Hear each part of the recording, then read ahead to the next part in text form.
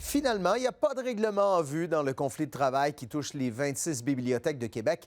La Ville de Québec a refusé l'hypothèse de règlement formulée par le conciliateur. Donc, Louis-Philippe, le syndicat accueille cette réponse avec un certain découragement. Déception, découragement, ce sont les premiers mots employés par la porte-parole des 240 membres qui sont en grève générale illimitée, je le rappelle, depuis déjà plus d'un mois et demi. Ils se sont fait entendre cet après-midi devant l'hôtel de ville alors que se tenait un point de presse du maire avant une séance du conseil. Il faut dire qu'un conciliateur avait été nommé il y a un mois à la demande de l'employeur, l'Institut canadien de Québec, mais malgré cela, on n'est pas parvenu à satisfaire les exigences de la Ville. Les syndiqués qui restent aussi dans l'ignorance, car l'hypothèse devait leur être présentée seulement après le feu vert de la Ville, ce qui n'aura jamais eu lieu. On peut en entendre quelques-uns suivis d'une membre du comité de négociation.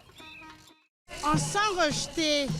On sait que oui, on est avec l'Institut canadien, mais la Ville d'abord et avant tout. Moi, j'ai été insultée. J'étais vraiment fâchée. Finalement, c'est refusé, malgré qu'il y a un conciliateur dans le dossier. Donc, je me dis, qu'est-ce qui cloche? T'sais? Si la Ville a refusé cette offre-là, la question qui se pose, c'est qu'est-ce que ça prend pour que ça passe?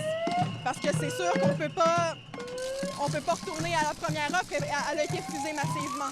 On a des chiffres qui sortent sans arrêt qui montrent que dans la province au complet, on est les moins bien payés pour faire le travail qu'on fait. Bon, dans les faits, rappelons-le, l'employeur, c'est l'Institut canadien de Québec.